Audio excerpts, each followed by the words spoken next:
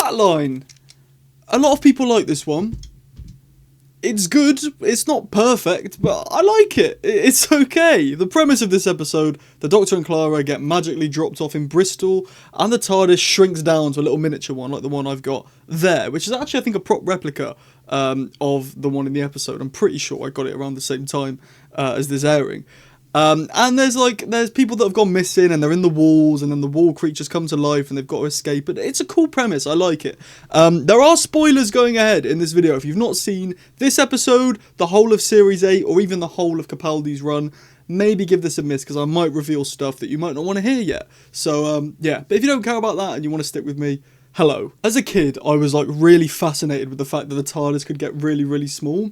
There was just something about the reveal of when they turn around and look at the door, and the door's just small, and he climbs out of the small TARDIS. I just found it really interesting because it's original, it's cool, it's something that the show's never done before, which you'd think it would have done in its 60 years. I mean, at this point it's only 50 years, but maybe it has in like classic that I've missed, but like, as far as I'm aware, the TARDIS has always remained the same size, and it's never been shrunken down, and which is why I love this, because you get a small TARDIS like that one, and it's just cool. Like, look at this, you're telling me the TARDIS being this size isn't just mad cool? I think it is. I think it is big time. I just love the TARDIS, I love the way it looks cool. It's cool, it's cool. It's just cool, it's a cool idea, alright, so I'm having a go at it. Now, I do have a sort of biased hatred to this episode, because when it aired, I was like 8 or 9 years old, and at this point, Doctor Who had started airing later, because I was a little bit behind in the age target for Doctor Who. At this point, Doctor Who was trying to appeal to like 13, even 12, 13, 14, 15-year-olds, and I was still a little bit under that, so they started airing the show later on Saturday nights, around 8 o'clock. And I remember I couldn't keep my eyes open for the final like 3 minutes of this episode when they started talking at the train line. And I missed the Next Time trailer, and I love a Next Time trailer, I'm a big fan. So I remember the next day, I don't know why, I don't think iPlayer like existed in my house back then, but I had it recorded on my box downstairs. I didn't know how to fast forward it, so I had to sit and watch the whole episode again, which I normally watch them again anyway, but I didn't want to watch the whole episode again. I just wanted to watch the Next Time trailer, so I had to sit and watch the whole episode again, which on a second watch, immediately after watching it, it felt like a chore to get through again when I was like 8, not now. And I watched the Next Time trailer, and I was like, oh, next week looks cool. I mean, if you know the general consensus about the In the Forest of the Night is not very good. So yeah, I don't know, it was alright though. The humour this episode is very, very good. I like the bit where the Doctor's talking to Clara, and he's talking about Riggsy, and he's like slagging him off, and then Riggsy's like, what if they're still in the room? Classic trapped room mystery. And the Doctor's like, oh, I like this Riggsy guy. Switch up. My favourite bit that made me laugh out loud was when the policewoman is explaining stuff, and then she just turns around, and Clara's got like a mallet, and it's like, apparently they're in the walls. I found that quite funny, that was nice. I like the earpiece, being able to see Clara's vision. I don't quite understand how it works, because there's a period in the middle where it starts to go wrong, so Clara takes out the earpiece to sonic it, but the Doctor can still see what she sees. So, I know he hacked her vision, but I was under the impression that once the earpiece is removed, the vision goes. Because otherwise, the Doctor can just see what she sees forever now. He's hacked her vision. Maybe it's the fact that the earpiece wasn't fully dead, there was still a connection there. There's always a sci-fi explanation, but I just found it a bit like, in the middle of the episode I went like, how does that work? I don't know, but yeah. Riggsy's boss is Fenton, and he is one of the, I think, best written characters ever, because you just have this like utter hatred towards him. You just think, I hate this guy. From the fact that the psychic paper doesn't even work on him because he's got no imagination. Like, that's another cool original thing that the show's never done. I mean, the psychic paper's only been around for like 8 years at this point, but still, or 9 years, but still, you know, having the thing that has to rely on memory never be used with someone who hasn't got a memory or like hasn't got imagination and is just cold and cruel, and he just is a horrible, horrible guy. But the fact when you hate a character, that's a sign of good writing. Someone's written you to hate them. So if you hate them and it's worked, good writing. And you know me, I love writing, so it's good to see it work in a situation like this one.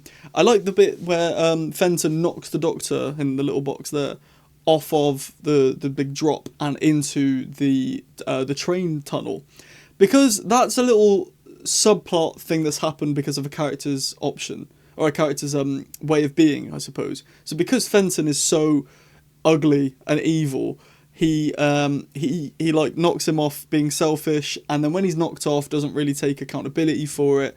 And it's just a cool little subplot of the Doctor using like his what's it called, like thing, is it Thing from the Addams Family, to like claw his way out of the TARDIS, out of the train line, and that was cool and original. Like I say, this episode's very original. I give it that. But it's stuff like this that wouldn't happen in the Chibnall era with Jodie. You just get episodes where it's just, here's a problem, here's the solution, and they follow the solution and they win. It feels like a kid's show. Whereas this feels like there's twists and turns. You never know what's going to happen, where the villain's going to come from, and what twist could happen. And it's characters doing things that have consequences, which didn't happen in the Chibnall era. So I hit my mic wire then. So yeah, I have my flaws with the Chibnall era, as you know, so I'm not going to keep waffling on about it as much. But I love that Rigsy was willing to sacrifice himself for the greater good, and that, you know, he would drive the train into the light. He didn't even think about there could be a way to do this without a person. He's like, I'm doing it because I'm good. I'm going to sacrifice myself so you guys can live. He didn't think for a second, let's use this hairband to make sure it goes. And Clara's analogy of like, I love that headband, but you know, it's fine, I'll just keep it. And every time I look at it, I think, oh, that's the guy who sacrificed me for the train. That's good. And I just love Rigsy as a character. And he does come back later season, doesn't he? He comes back next year. Well, next series, but the time next year. So that was cool. I'd love to have seen him more than that, but I suppose he was more of a Clara thing. And, well, not to give too many spoilers, but we know Clara's end is coming, so... but no, I liked it. Before this rewatch, I always thought that the ending, like the resolution, was just such a, like, no one would ever think of this. Like, Clara would never think of this. The Doctor maybe, but Clara would never think to have them jolt all their electricity through a fictional door that's not there to power up the TARDIS again. But then on the rewatch this time, I was paying extra close attention. No phone. This thing wasn't in my sight. It was in another room. It was just there. I just didn't touch it. And the Doctor does mention earlier in the episode, you know, they jolt electricity and then he uses it against them to win. And it is good. It's a good ending. It's a good resolution. And my favourite part about the ending is Fenton. He says thank you. Now, I'm not saying this is like redeemed, character redeemed. He's a noble episode, but he says thank you at the end. No, I'm saying this is good because it makes him real.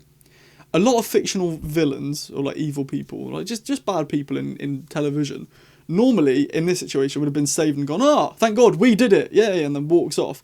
But this guy actually says thank you. And that turns him from being a bad character, like a bad person character in a TV show, to being a bad character person in real life. You know, a real life person would say thank you at the end of that, even if they're a bad person. And that humanises him and makes him not just a character in a TV show, but a character in real life that you'd come across. Well, you hope you never come across. I like this episode. It's probably on the same level as Time Heist for me, which I really did enjoy Time Heist. I think I'd rather watch Time Heist than this. Maybe, maybe not. There's things of both that I really like and there's things of both that I dislike. But I'd rank them on the same level. I'm going to give, what's this episode called? Flatline. I'm going to give Flatline a 3.9 out of 5. I think it's decent. I do. I think it's okay. It's better than... Hello? It's better than I remember it being from when I was younger. I have a real bad taste about this episode, like I've mentioned. I think it's good. I think it's neat.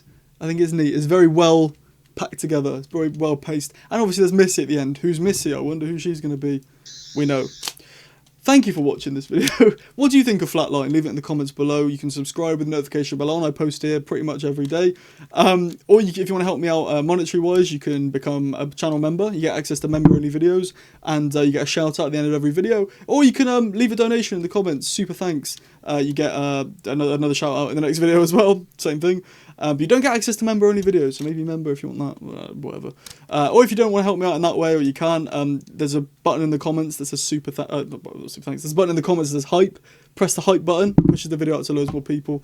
I've got fly spray here because there's a fly in my room I like to get. And I feel like I'm suffocating. I feel a bit different this review is because I feel like I'm suffocating from the fly killer, so I need to open the windows and stuff. So thank you for watching. I'll see you later. There's another one of these reviews next Friday when we're talking about... in the forest of the night.